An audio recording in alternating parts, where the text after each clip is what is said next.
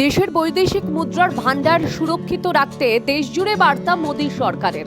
কারণ petrol, diesel, রান্নার gas, ভোজ্য তেল, সোনা, তামা, রাসায়নিক সার এই পণ্যগুলির একটি বড় অংশ বিদেশ থেকে আমদানি করতে হয় ভারতকে।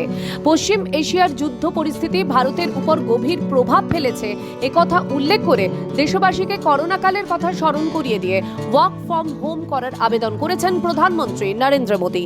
পাশাপাশি তিনি রান্নায় ভোজ্য তেল কম ব্যবহারেরও আর্জি জানান। প্রধানমন্ত্রী এহানো আবেদনের পরে ত্রিপুরা সরকারের পক্ষ থেকে জারি করা হয়েছে বিশেষ বিজ্ঞপ্তি। অন্যদিকে নিজেদের জীবনযাত্রারও পরিবর্তন করতে শুরু করেছেন ত্রিপুরার মুখ্যমন্ত্রী অধ্যাপক ডক্টর মানিক সাহা সহ ত্রিপুরার বিজেপি নেতা মন্ত্রীরা। ওয়ার্ক ফ্রম হোম 50% কর্মী নিয়ে অফিস চালানোর আহ্বান জানানোর পাশাপাশি নিজের কনভয়ের সংখ্যা কমিয়ে দিয়েছেন ত্রিপুরার মুখ্যমন্ত্রী। देखिए, माननीय प्रधानमंत्री जी ऑलरेडी सभी को कहा जे थोड़ा सा अननेसरी, जैसे ये फ्यूल को लेके, गोल्ड को लेके अननेसरी खरीदना नहीं चाहिए और जितना कम हो सकता है उसको यूज़ करें।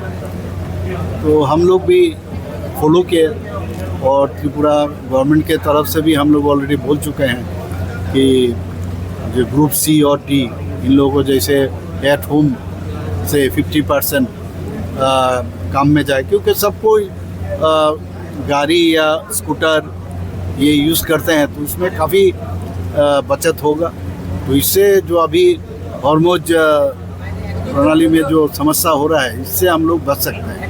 জ্বালানি সংকটের কথা মাথায় রেখে এবং প্রধানমন্ত্রীর আহ্বানকে সাড়া দিয়ে ত্রিপুরার পরিবহন এবং পর্যটন দপ্তরের মন্ত্রী সুশান্ত চৌধুরীও কমিয়ে দিয়েছেন নিজের গাড়ির সংখ্যা। তিনি তার নিরাপত্তার দায়িত্বে থাকা 2টি এসকর্ট গাড়ি ব্যবহার না করার সিদ্ধান্ত নিয়েছেন।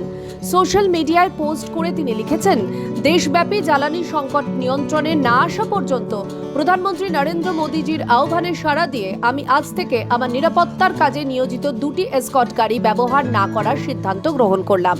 প্রধানমন্ত্রী নরেন্দ্র মোদীর তেল সাশ্রয়ের আহ্বানে সাড়া দিয়ে বুধবার থেকেই নিজের এসকর্টকে বিদায় জানিয়েছেন মন্ত্রী রতন লাল নাথ। তিনি বার্তা দিয়েছেন, কাছাকাছি যাতায়াত হোক কিংবা জনসংযোগের সফর, যতদূর সম্ভব সঙ্গী হবে আমার ভালোবাসার বাইসাইকেল। ত্রিপুরা থেকে দেবাশিস ঘোষের রিপোর্ট, সিএন ত্রিপুরা।